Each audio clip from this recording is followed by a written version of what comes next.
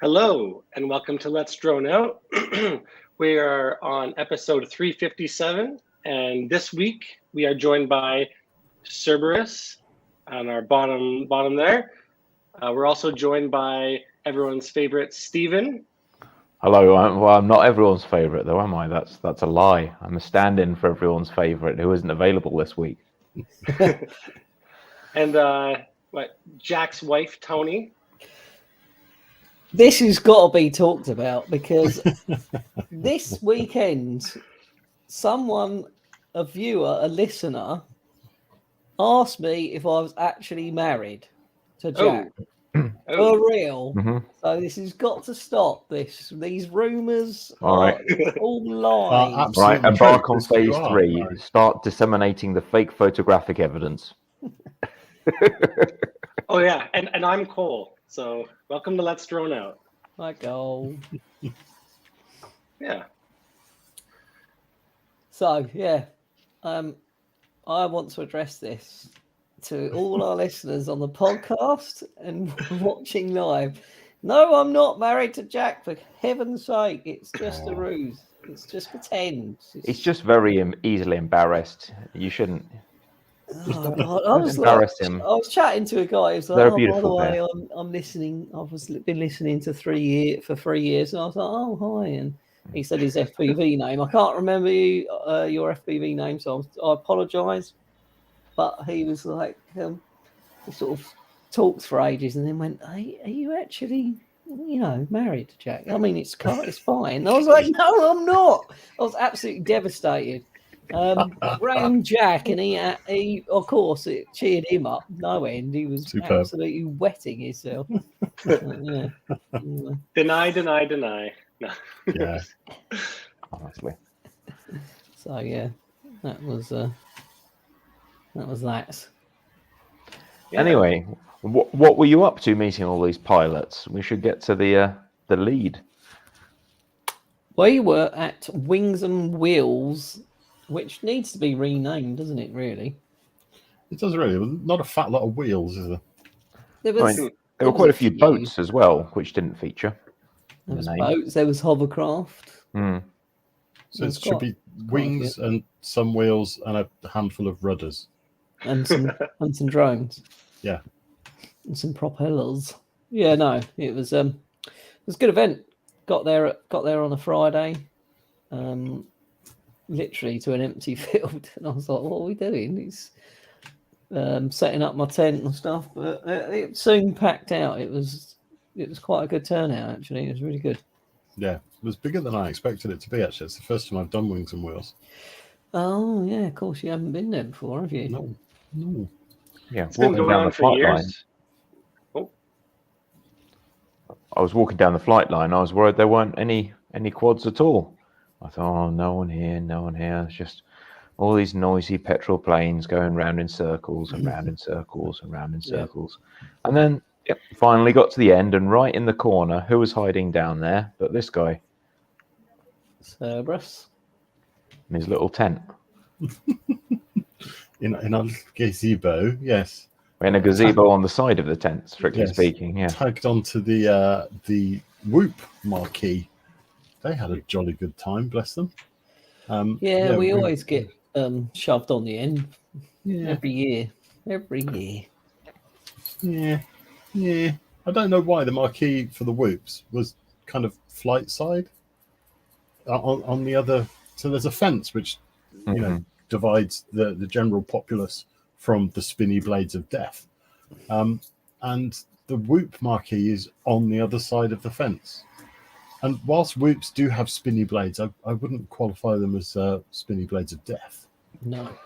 Realistically. Are you saying that there's a difference between 200 kilos of petrol-powered aircraft and a 65mm Whoop? Yeah, just tiny bit. A little bit. So, yeah, I don't know why I put that. I think they'd be better off moving that to the other side of the fence and giving us more space to fly, frankly. Yes, indeed. I don't think that would hurt anybody. Yeah. At least they cut the grass this year. Last year it was like up here. I think it would have benefited having the Whoop stuff up where, all the little model boats and stuff were, and get the kids involved with it. It was really out of the way and hard to know it was there. Yeah. they drew a good crowd actually, considering they're on sort of the edge of Beyond. When they were doing their finals and stuff, I did look over my shoulder. They did have some good crowds in there, really good on them, and they set up a great track as well. So word got around. Excellent. Big up those guys. Nicely done. Took a bit too much of our time though. We never did get that 20 minutes back. Did you notice that? Yes. Yeah, so because of the proximity, it was either X Class or Whoops. I imagine that or Wings was a little challenging. Yeah, because we had wing racing and X Class racing. Yeah, but obviously the Wings weren't flying the same course as the Tiny Whoops for obvious reasons. The Tiny Whoops were indoors on one course, and the Wings were outdoors on another course. And if those two courses had maybe been a few hundred meters apart, then you could have just done both at the same time. We could have put them 200 meters apart with a big wall of aluminium foil between us, just to block them. No, probably possibly not. It was. I mean, a Tiny Whoop VTX isn't that powerful, but hey, it's not worth messing about with. And we meshed in with each other pretty well. They ran over a bit here, we ran over a bit there. We're all good friends, so we just sorted it out between us. It was good. So we shared the airwaves. We did.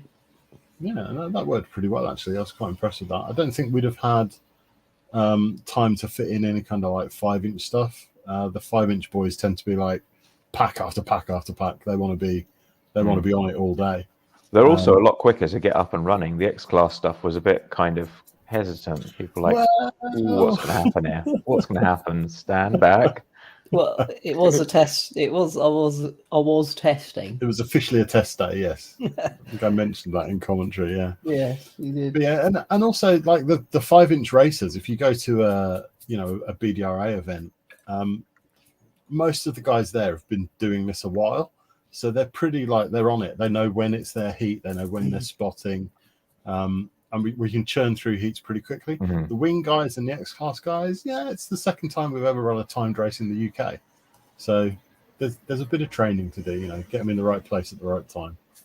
Yeah. They were good this weekend. I thought weren't too many people not where they should be. And it was chilled, it was laid back. It wasn't like, let's hammer through it. It wasn't competitive, except when it was. So yeah, it was nice, and we put on a good show for the crowd, so that was cool. I would like to see a projector or something next time. We had your wonderful video presentation, and you've got all the the video feeds, and unfortunately it was all presented on like a 24-inch monitor.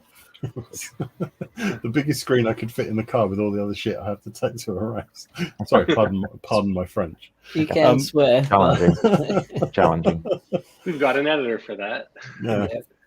But Western Park, we just did a round of the British qualifying for the 5-inch racing guys there. We had the big Samsung sponsored us with a massive LED screen.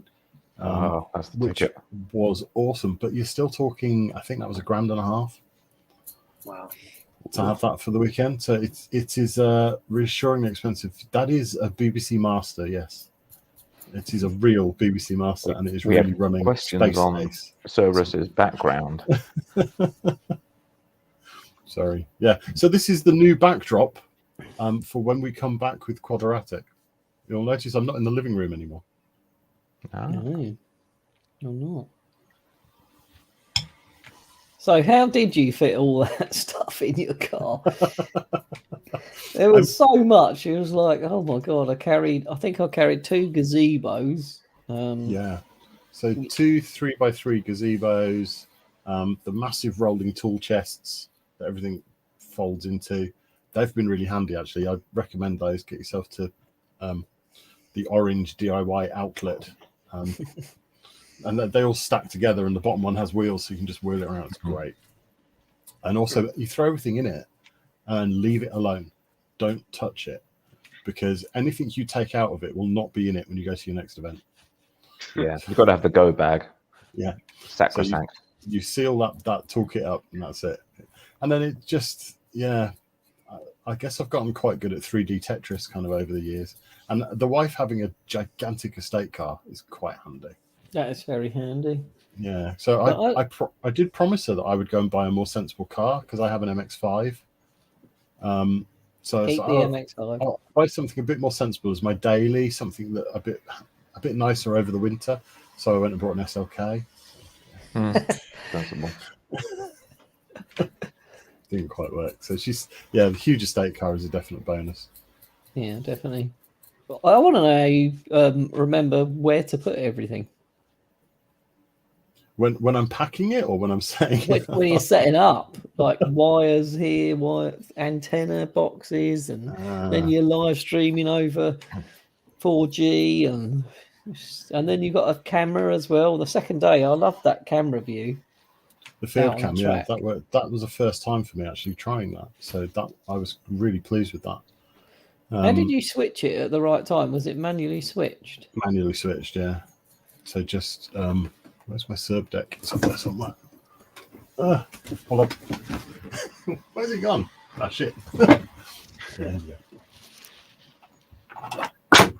go. So I can't afford an Elgato Stream Deck, so I got that. Oh, just an array of buttons. Yeah. Just throwing something off the table, which was good. So that's really handy. You can just have that under your left hand, and you know where the buttons are. You just hit the right button and off you go. There's a laptop under my desk. I did notice when some of the X classes were doing their laps, it wasn't always hitting the lap timer. No. Very hard. Yeah, it's tricky. So the lap timer is very easy to tune for a 5-inch because the gate is that bit smaller. So for anybody who doesn't know how we do the timing, it's on your video signal. So in the start finish gate is the timer box, and it's actually 8 video receivers plugged into some very clever electronics. And as you come across, if you displayed it as a graph of RSSI, your signal strength, as you cross the timer, you get a peak. And then as you fly off around the course, if you come slightly close to the timer, you might get a little peak. So that's why when you're laying out tracks, you have to be careful to keep the start finish gate. You don't away want Constantine or anything too much. You wouldn't up put against the start start finish. Yeah, you wouldn't put it in a split S or something like that. So keep it away from everything else. And as you cross the line, you get that video peak. Well, with the X class, they're flying that bit higher, and the timer wasn't necessarily seeing it as a. Oh, it wasn't on the mast then; it was right down on the ground. Yeah, it's like sitting on the ground. Yeah, Right. And it has very directional antennas. They're patches, but they're incredibly narrow patches. So when you've got a wide, tall gate, it's a little more difficult. And then, due to it being a little bit blustery, it was very windy, wasn't it? It's a little bit blustery. The actual X-Class square gates were destroyed within, a couple of hours on day one. Yeah. And the thing with that is you can tune the signal strength to the height of that gate pretty much, and that's a known quantity. Once we lost those gates, we had to use the flags. Well, it's very easy to go around the tip of a flag, and it's you're still correct flight, you're still on track, but you've gone too high for the timer to pick you up. So that was challenging, but we knew it would be, and we made the best of it, because what can you do when the weather destroys your gates? You just destroys your sleep when you're on top of a van in a tent. I can certainly understand why the X-Class didn't want to get down and cut the daisies after hearing a few of them pinwheel around, making very expensive noises. Yeah, when they do hit the deck, every roll just is painful, because there's 100 quid, another 100 quid, that's about 400, and then the smoke begins to rise, and you're like, oh, okay, that's dead. Yeah. Luckily, fingers crossed, none for me this time. There you are. We can't take the piss about you being on fire all the time now, Tony. Kept the smoking. Yeah. Smoking. And you took the first place too, didn't you? I did, yes, indeed. Congratulations. Thank you very much. I'm the only man that was split S-ing the gate properly as well. Yes, I did split out the gate. Well, to be fair, I just pretended it was still there after it had blown down, so I just split S 2 flags, but there was a gate there. And when we come around that corner, and the wind, honestly, you come around the corner and just gone with the wind. It was just so fast down that straight, and then turning back against it. It was like a big, having a big sail. Very hard. It was probably, I reckon, it was 20 mile an hour constant wind for 2 days. Yeah. Which so I've never actually flown an X-Class. Is it quite wind affected? It definitely was both days. Yeah, definitely. Coming back against the wind, round them top 2 flags, was I was like 100% throttle, 100% throttle coming back. Wow. And then whipping around that bottom flag, I was 50% and letting the wind take me. So yeah. So you had to adjust to all of that. And then it was a shame the wind destroyed the 2 gates, because it's nice it's nice to go under and over them, and so I just acted like it was still there, so that's why I kept split S in them 2 flags, to be honest. I think it was the shortest route anyway. Yeah, it was. It affected the wing guys really badly as well. They really struggled. Yeah, it was. The worst was trying to get to bed for me. But flying in it wasn't as bad as trying to sleep in it. It was, oh God, it was horrible. Well, I think on top of a van, weren't you? You've got a tent on top. Yes, I've got a tent, which is really nice because it's got a nice mattress and it's really big and stuff. But being up higher on top of a van and the just flapping around at, I think 3 o'clock in the morning, it really, really got up, and it was like, and I was like this, shaking on top of the van. I was like, oh my God, I'm never ever going to get to sleep. I had. When you talked about your van, I assumed you were sleeping inside the van, not on top of it. On top of it in a tent. Like full safari mode, so the lions couldn't get in. Yeah. Yeah. My hotel room was lovely. It's really nice. It hardly blew around at all. I know. I'm thinking about that next year. But then you miss all the bonding and the fire pit and the sitting around the fire in the evening drinking beer. Yes, Richard. We can confirm. Richard Warwick from the chat would like to know if Tony is still complaining about losing sleep. Yes. And then Numbskull slept like a log. He was like literally next to us. Oh dear. Yeah. Two nights, I reckon I had 6 hours combined. It weren't very nice. So I was running on coffee and Red Bull and stuff. But yeah. I did miss the kind of that whole fire pit and having a drink and that part of it. I was kind of sad to miss out on that. I was pretty busy Saturday night. Yeah. And also, as it's kind of a work gig as much as it's fun. It's also, you've got to be on your game a bit. So hotel, and I'm getting old as well. So I know the feeling. I was literally thinking about next year. I was like, do I? Because that's like the first year we ever done it. X-Class was. We were just like displaying. We were doing a sort of display race. So we were just showing the crowd. There was lots of people though. So you didn't have some prat like me shouting at you while you flew? I enjoyed it. There was a couple of people who were like, "Oh my God, tell him to be quiet. It's scary." But I quite like it because if you're racing, you can because when Joker and Clive were racing. Brilliant race between them two. Yeah. Absolutely fantastic race. It was spot on. I think it was about probably four laps of really close racing. Yeah. Clive overtaking, Joker, coming back and overtaking. Really, really good fun. But when you're flying, of course, you can't see backwards.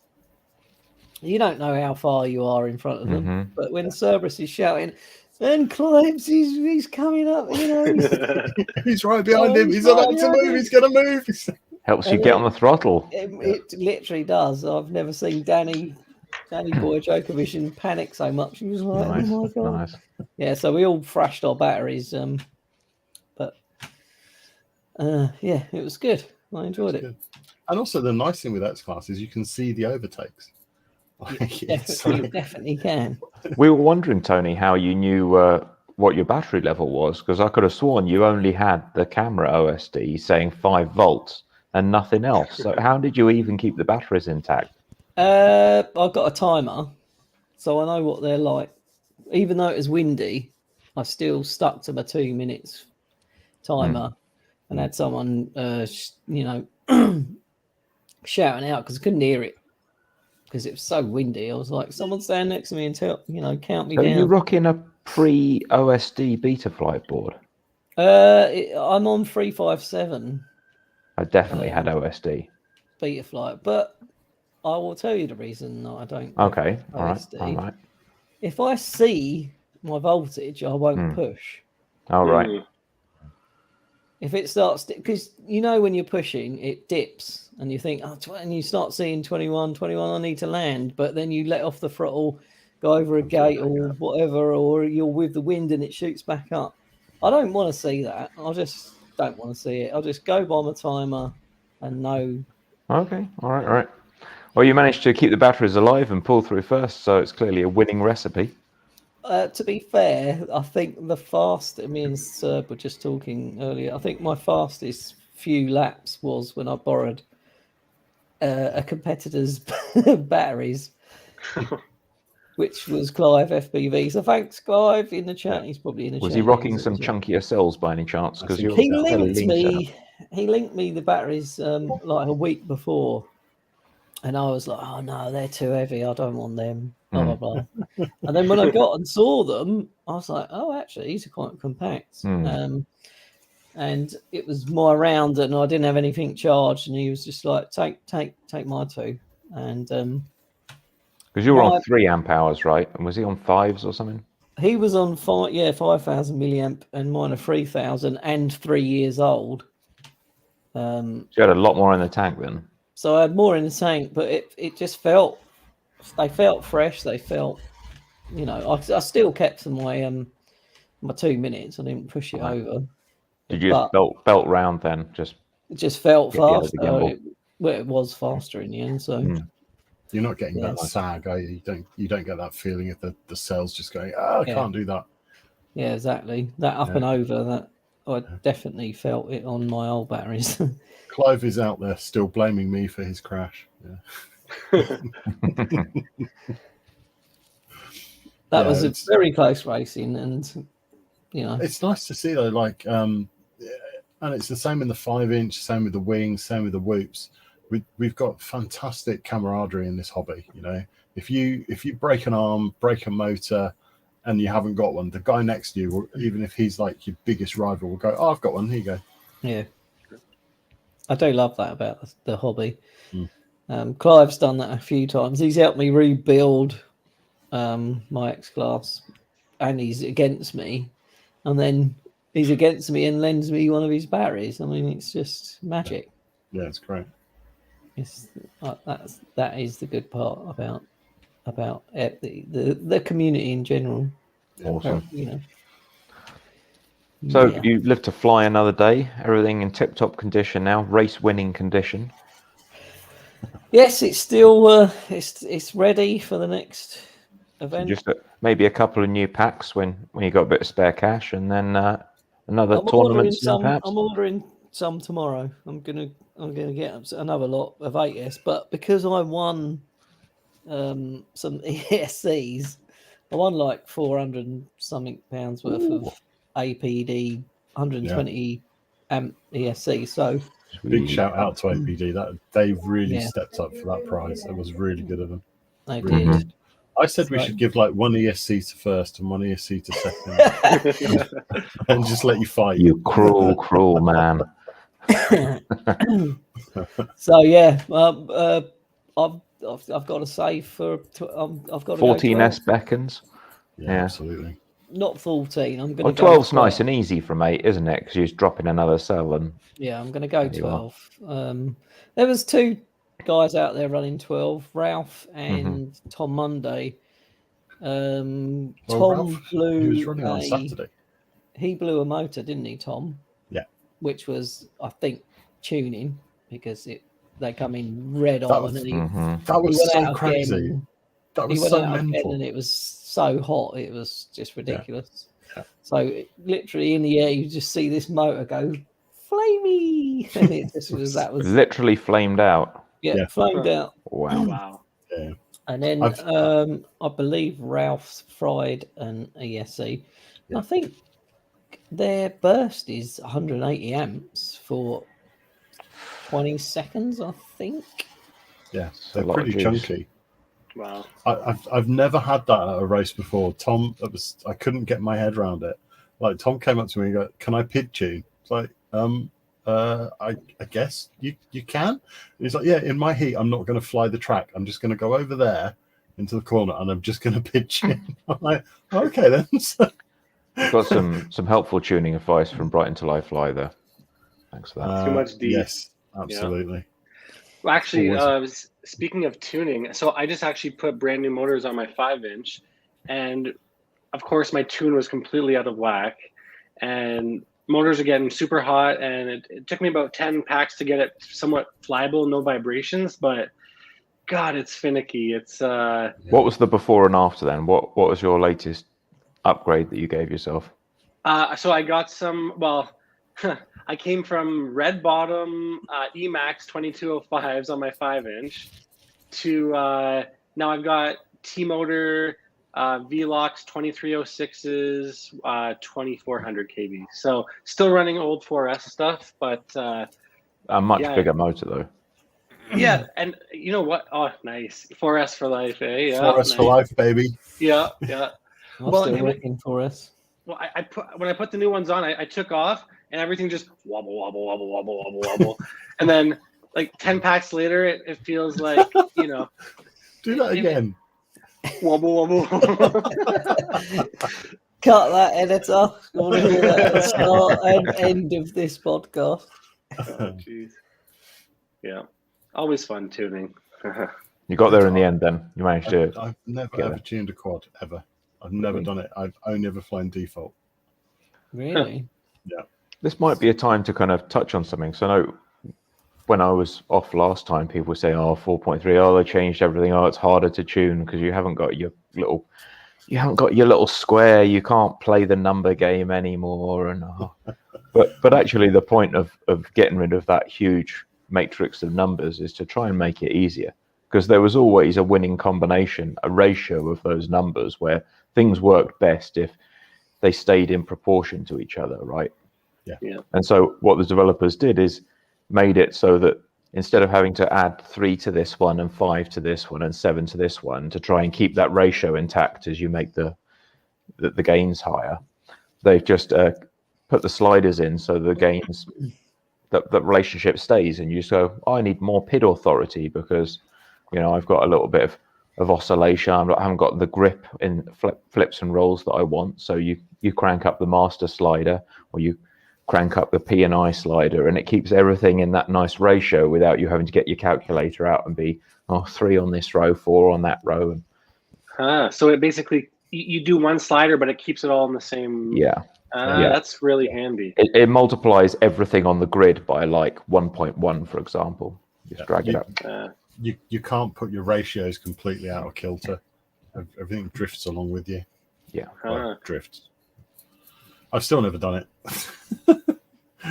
I'm not that quick anyway. Nobody would notice. I think filters are you should do filters first and then PID. Yeah, ideally. Try and find the point where your frame resonance becomes a problem. And so you just crank up the filters. And what that's doing is it increases the low pass. So your controls are the slowest movement, right? They're pretty much always guaranteed to get through the control. The actual intentional movement of the quad isn't super fast. But you want to avoid paying attention to all the little outside influences. And figure out exactly what the quad's meant to be doing. So you filter out all the high frequency stuff.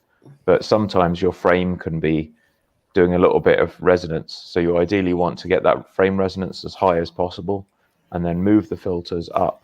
And as you move the filters up, you capture more of things like prop wash.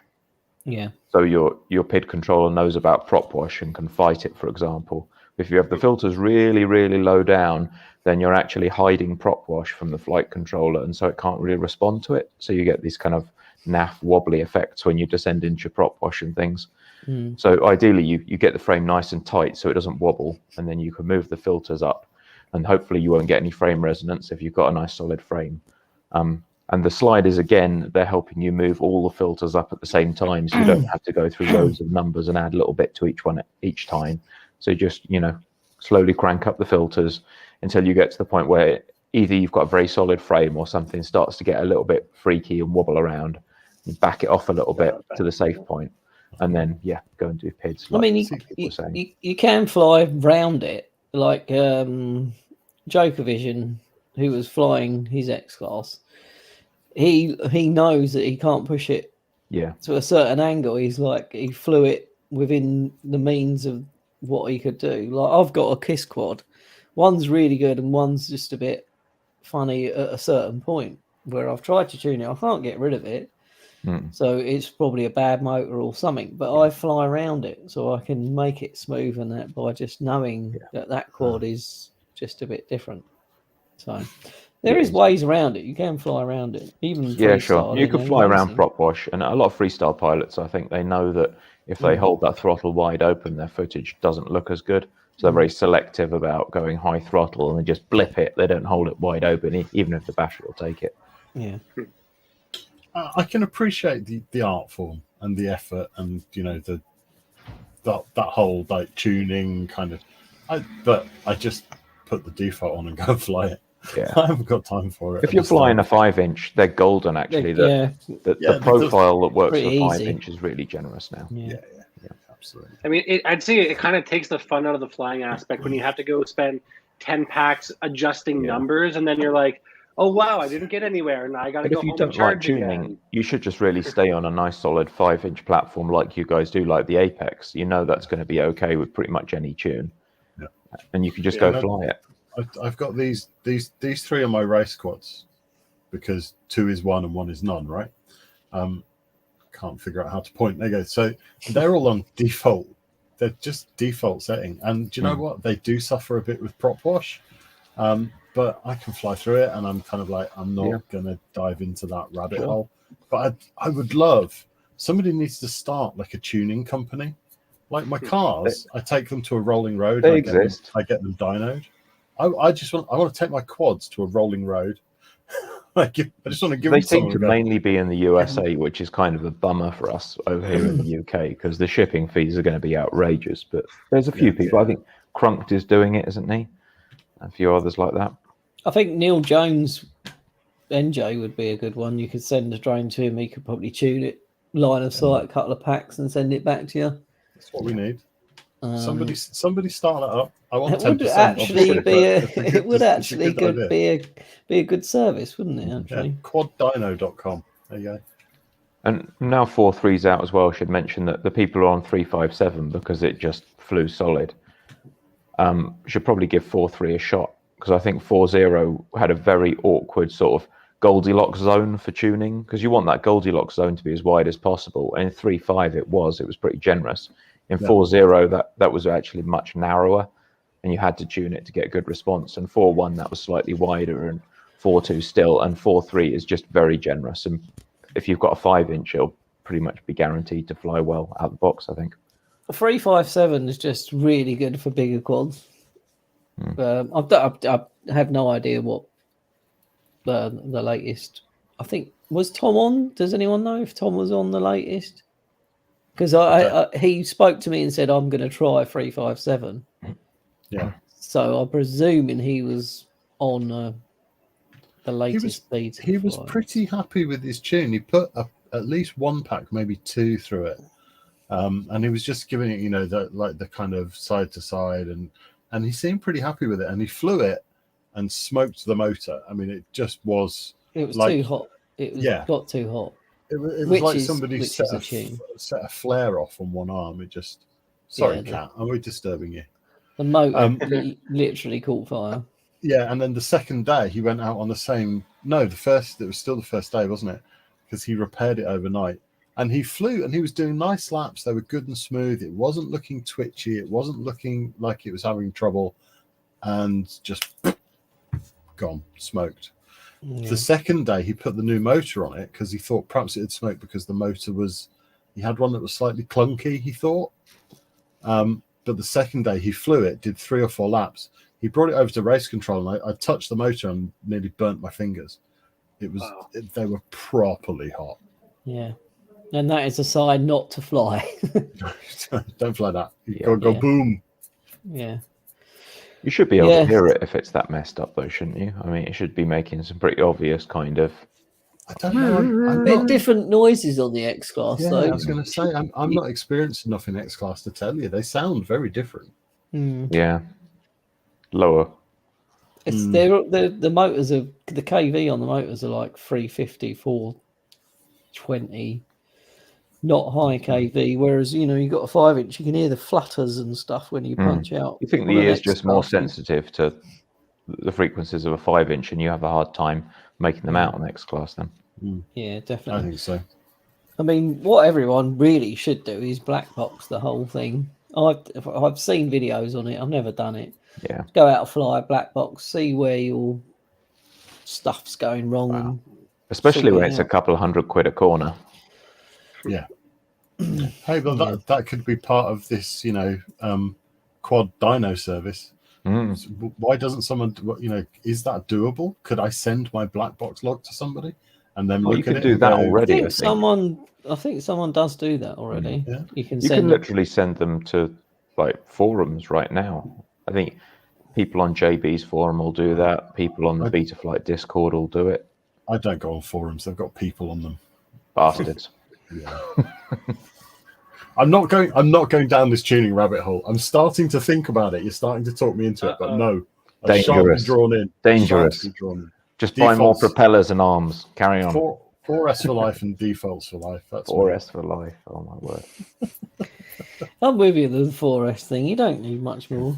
I've got 4S on the 3-inch and some 4-inch stuff. But I've seen Banny turn up 6S is nice. with a 4S and everyone was running 6S and he still won the race. Kicked everybody's arm. Yeah. So it's, is what it is. I'm not saying it's faster. It's just it's harder to kill the 6S cells. They don't drop out quite as quickly. Yeah. I'm not saying I'm a good pilot because I run 6S. That's clearly not the case. I was at Laxton at a race and the conversation started up about whose race quad was light. And they're like, I can't remember who it was, but a couple of the quick younger guys. And I'm like, yeah, check that one out. And they're like, that's so light. Why is that so much lighter than mine? It's like, 4S, dude. It's like, Yeah. all your weight's in your lipo. I bring my batteries back at storage charge after a race anyway because I'm rubbish. So who needs 6S? What size 4S are you running then? You only have like an 1100. I run a 1600. 13. All right. Yeah. So it's a bit smaller I'm than getting someone quicker. running a 1100 6S then. I have actually been forced by all the guys in KillaKwads to actually fly when we go out to practice. Because normally I'm just like sat there with the laptop calling out lap times, right? And making the beeps play. And they're all like, Serbs, you have to fly. You've got to stop just sitting there playing with your technology. Strap a pack on and fly. And so, yeah, thank you guys because it's helped. I can actually get round a lap now. So that's quite cool. Nice one. But we do like you calling out and shouting out stuff. and you do definitely make the race days better. Thank you. That's very kind of you. I hope you enjoy doing it. It seems like you enjoy doing it, right? Yeah, I think he does. Yeah, it's a good laugh. I said to somebody last night, actually, in a conversation, the race directing isn't quite as exciting for me. I find that a little bit dull, but the showing off is like, I don't mind doing that. I'm actually quite a shy guy in real life. Off camera and behind the scenes, I'm quite quiet and quite introverted. But then if I'm in the right situation, you put a camera on me and I just turn into this prat that shouts. Although I never used to shout. I'm blaming Mr. Andrews for that one. I used to be a lot quieter. But yeah, it's just, you know, a chance to just show off a bit and just muck about and have fun and get people excited and make people smile. If you come out of that event, like the event we've just done, like the people smiling, oh, that was great fun. That's where you get paid. Really, it really is. Yeah. That's so good. Brighton Side Fly he sent me a message afterwards and said, I couldn't be there, but I felt like I was there, and you made me feel a little bit closer to my mates. And I'm like, dude, that's like, for me, that's the best feedback. That's so cool. That is really cool. Oh, excellent. Bless him. I hope we have an update here. Race Castle is moving. For those Whoop fans out there, I guess. It's Richard Warwick from the chat. It is indeed. It is him. Nice to see him again. It was nice to see a lot of guys from the chat. So thank you for turning up and saying hello and wearing your LDO t-shirts and jumpers and that. It was great to see. It definitely cheered Jack up when I sent him like 4 or 5 pictures of different people wearing LDO shirts and stuff. Excellent. It was nice to see. I noticed a ton of little FPV crawlers as well. Something that I hadn't seen before. They look quite fun. Yeah, I had a go at Marshall McFly's. It was very fun. So what's this? Got radio controlled cars that are very, very slow and going over rocks and stuff. It was specifically the ones that they had in the store between the Whoops and the X class. Yeah, I'm trying to remember. It wasn't quadcopters, was it? The orange store, Drone Junkie. Yeah, Drone Junkie had an absolute ton of them, and some of them were incredibly small. They use these little N20 motors. That's about as small as you can get a little motor, brush motors, and some of them had cameras in as well. And they had this crazy little course they built that, you know, that's very cool. It's about a quarter of a tabletop, and they drive around. Did you see the Tamiya tent? I was sorry, complete tangent. But I was blown away by that. How, like, I mean, I can fit quite a lot in the back of an estate car.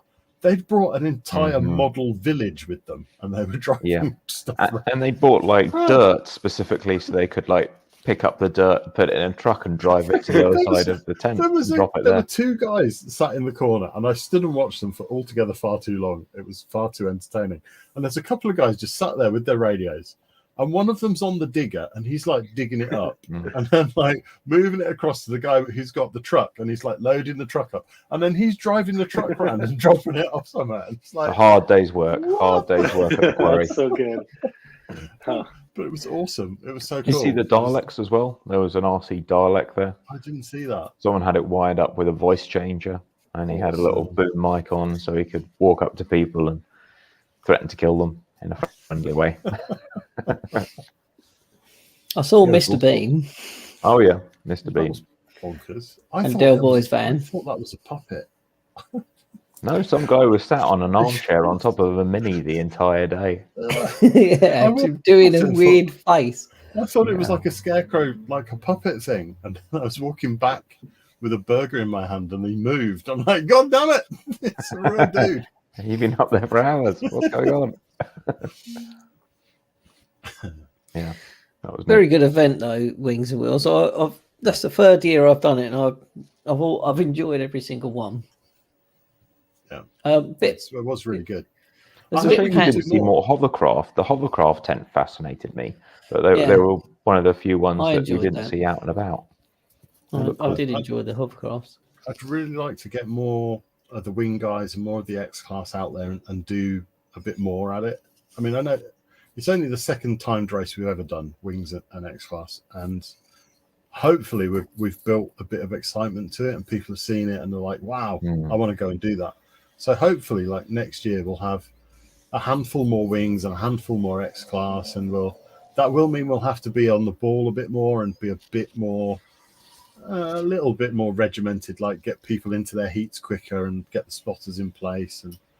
But it would be great to see. I mean, imagine if we could get like 4 X class up in one heat at the same time. too scary, too much money. Yeah. I got lucky. I got lucky on my like after Gary crashed on the first race. I was with him. He crashed out, and I got lucky. And for all of my rest of the day, it was me on my own. Me on my own. You Me have on the my track own. to yourself. Yeah. So very lucky, but as I a commentator, I want to see it. yeah, but as a pilot, my wallet's shouting no. Two up was very. I mean, like I said, the Clive and Joker race was thrilling. I enjoyed it so much. It was really good. 2 is enough. Yeah, I think Clive's probably right. 2 is enough. I felt quite bad about that because as the commentator, you want the drama, right? It's about the drama. So like I'm like, it'd be cool if they hit each other. and then they hit each other. I'm like, oh damn! But it was a real like. I think they walked away with a couple of broken props. Yeah, and that was it. Couple of props. So I was like, yeah, that was the best outcome for me because it's something exciting to commentate on, and it didn't cost $3,500. So that was cool. Yeah, I've seen bad stuff happen, but yeah, that was good. It was such a good race. Them two are really good. I think they need to fly again together because they're like pretty even. I think. Yeah, I think Joker might have the upper hand a little bit, but I think yeah, look, Joker, I'll race Clive again. I think Clive's got it in him to come back and I'd say yeah, he's a little bit of a quiet but deadly, isn't he, old Clive? Yeah, he just sort of like he's actually quietly quite good at that little overtake, that bottom left corner. They came down the runway into that long right hander, and it didn't look like he was going to spring a move, and he just swept past him. Snuck one in. Yeah, very sneaky. He hides his light under a bushel, that boy. Yep. He was good, and just an all-round nice guy as well. Yeah, absolutely. You guys are all nice. It is really good fun to commentate for you guys and to come and do the setup and do that stuff because you guys are just fun to hang out with and do stuff without blowing too much smoke up your derrieres. It's a good laugh. It doesn't feel like it's terribly hard work. Yeah, I think there's another event coming. Yes, hopefully. Yes, we have stuff in the pipeline, and then maybe one at. Well, I don't know if I should say it, at Fossils somewhere. At maybe Fossil HQ. There might be another. Yes.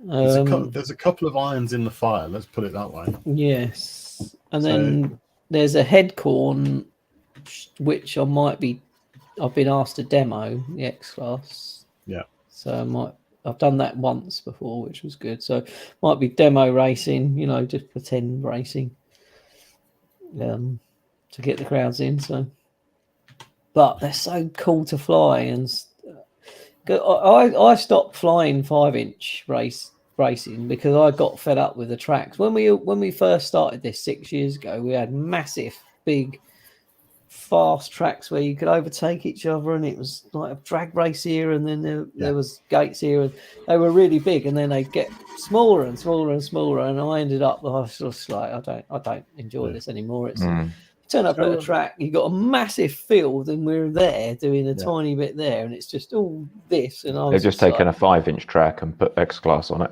Yeah, and we have gone back to those this year. Actually, I mean that does sound contrived, but we have actually, from the tracks I've flown this year, things are gone back to that flowing kind of faster. That's especially what I used to love. Especially like Western, like the Airgate tracks. They're much nicer. You don't feel like you're just fart-arsing about and twiddling about. Like racing drivers will be like, oh, I don't like that chicane. It's just twiddly nonsense. Yeah. I do find the technical stuff is just a bit. Yeah, we've moved away. We have moved away from that this year, I think, because that's what people want. It's just a grind, you know. You grind this particular thing until it's muscle memory, and it's annoying. And having the X-Class track, it is like you said it's like a Silverstone track. It's a big open track. Yeah. I mean, I've flown my X-Class through a 5-inch gate a few times, but having them nice big gates to play with is nice, especially when you got two abreast. It's like you literally just about fit through. Yeah. But yeah, it feels like you could have gone a bit larger, and then you could have had something that's nice and flowy for the X-Class, and also pretty good for wings, because wings need that space as well, don't they? It was surprising how quickly that space ran out.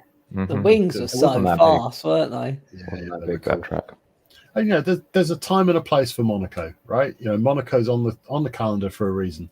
Yeah. But what would you rather drive, Monaco or Silverstone? Silverstone every day.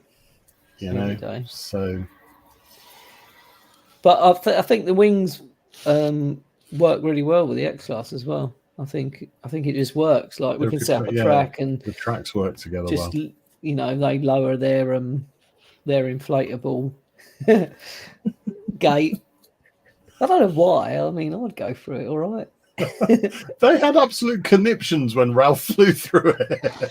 I think they're a little worried, aren't they? Yeah, a massive 12S blender flying through an inflatable gate. Yeah, then no, they got a bit scared. Oh God, we've got some naked sex things in our chat. Someone get rid of that, please. Thank you. People are trying to get me to reveal the race course for Saturday. And what's happening Saturday? My FPV brother is begging me to promote something. I don't know if I'm allowed to. So we're at Cosford this weekend. So the Large Model Association show at Cosford, RAF Cosford. I'm race director. Round of the British qualifying round for BDRA. Okay. Cool. So if you're bored, come up to Cosford, and then the weekend after that is another event that I don't know if I'm allowed to say that. You can say it on here, we don't mind, but it's entirely up to you. So KillaKwads, which I look after, was the crazy thing I started. When we first started out, there were three of us: myself, Sideshow Bob, and Jim, our mate Jim, bless him. And the first race we ever did was us three, basically, and we had no clue what we were doing. Jim then passed away, sadly. So every year we make sure we do at least one race. We try and do 2 or 3 races a year. But one race is the Jim Gibney Memorial Race, and that is July the 9th. It's in Bromsgrove, and it's on IFPV. So go and sign up and come and fly the Jim Gibney Memorial Race, because it's good fun. Can I fly an X-Class there? Yep, absolutely. If you want to do a British qualifying event, so it's really intimidating to go to an event that's a British qualifier, that's actually four points towards the British League.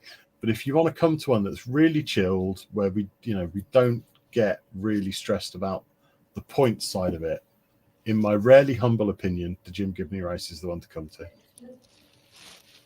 Sounds like a plan. Okay, that's my pitch. Let's do it. That sounds all right to me. Finley's printing whoop gates. They better be my whoop gates, Finley. I've still got. Says it is proper chill, so a nice relaxing race. I've still got 5-inch racers hanging up, so it'd be nice to get them down and see if they still fly. Get a couple of fresh packs and thrash them a bit. Yeah, come along. Might have to try that. Might have to build an analog 5-inch. Ugh. Yeah, I was going to ask Cerberus, could we fly, if we were flying DJI, would it be picked up on the counter? Not at all. No. So you can fly, you can go HD0. That works. HD0 is beautiful. All three of all three of those are HD0. Those my 3 races. This year I changed over to HD0. But the problem we have with DJI is, we were talking earlier about that video signal strength. Yeah. And the DJI is very clever, and it's in fact too clever for its own good. If you're close to the goggles, it doesn't raise the power. Yeah, it can control its output. So when you get further away, it'll ramp its power a little up to a limit of what you've set it to. But when you get closer to you, it will actually drop its power. So you're saying we could race DJI, but we're going to have to stand about 500 meters away from the course. Long distance racing. It kind of works. You can track it. The timer will pick it up, but is it as reliable as analog? No. And then you've got the goggles transmit as well as receive. So you've got to stand all your pilots 20 meters away from each other, which is kind of ridiculous. And it's just What about if we fly DJI and also strap a little analog VTX on there as well? What, for the beeper? It's been tried. It did As a not lap work. timer. It does not work. You get all sorts of crazy interference. I mean, you can do it. If there's 3 or 4 of you like out at the local park or your rugby or football club, you can do it and you can time it. But when you've got 36, 42 pilots at the same venue with 10 heats, 6 in a heat, and you try, it just Chaos. Just chaos. I can't do it. HD0 works. It's using those same race bands. It doesn't interfere with anything. The goggles don't transmit. Your colleague Winter Blue is saying that DJI does work. It does work, yeah. It does work. But only if there's a couple of you. If you try and mix like loads of you at an actual event. It's hassle. It's an extra thing to think about. And if only 5% of people are doing it, I understand. Doesn't work. Doesn't work. Yeah.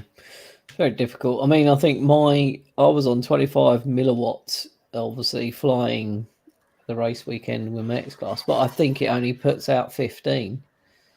Yeah. If that. So looking at the peaks as you were crossing the timer, your quad was low. yeah. So it's difficult to quantify, because even if you get like the Immersion RC power meter checker Dubry and you won the quad, you still have to calibrate that to something. Yeah. So it's difficult to tell absolutely. RF is a bit of black magic. It's difficult to tell exactly. Yours was a little low, I would say. I think Ralph's was a little hot, if anything. There was a couple of hot guys out there. Yeah. But they weren't as lovely as your Jack, were they? I am not married to Jack. It is bollocks. Yes. And so's the flat earth thing. It's all pretend. Oh my God, we've got so many naked. Look at our stream is going bot crazy. You know you're doing well when you got all those bots. We've got bots in the stream. Not good. I really love Caroline's idea. I'd like to try that.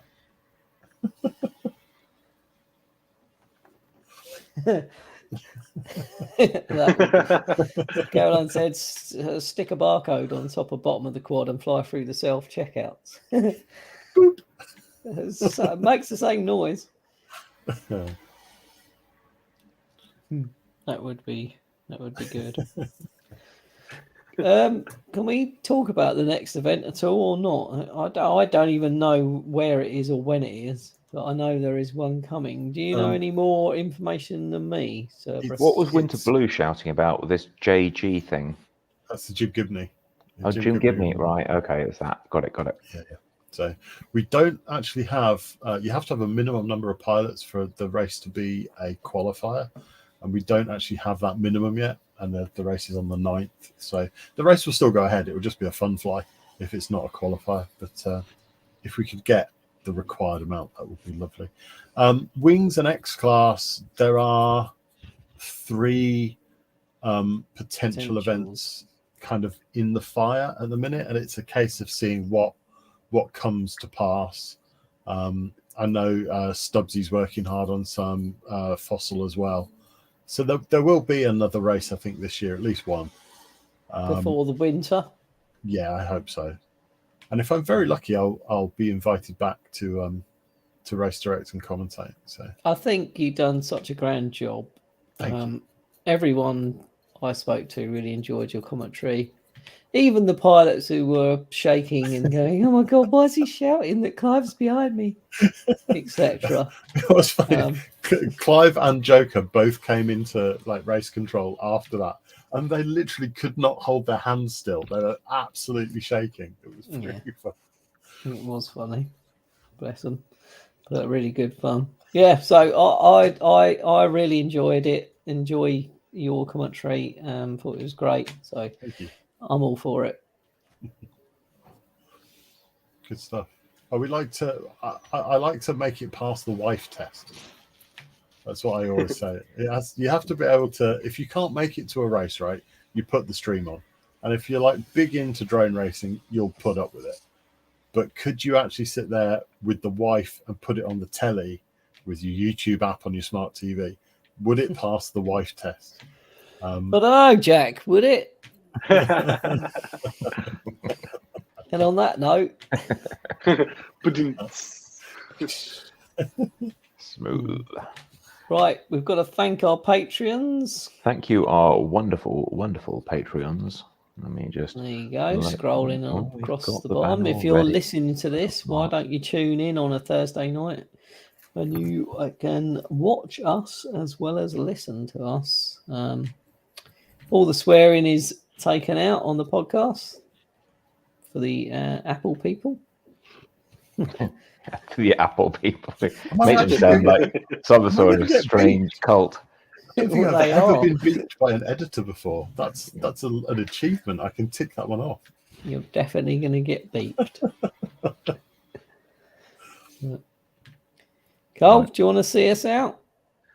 Yeah, all right, I'll give it a shot. So, well, thanks again, Cerberus, for joining us this week. Thanks for having me. So, yeah, you've been tuned into Let's Drone Out, and you've been joined by Steven. Thanks, everyone. You've been joined by Tony Bonjour. and Cerberus. Thanks for coming by again. And I'm Cole. So, yes, yeah, if you guys, if you like what you see here and you want to help us out, we've got a PayPal link for donations in the description. Any amount helps us out to keep the podcast going, and we appreciate everything. And I guess you guys tune in next week, every Thursday.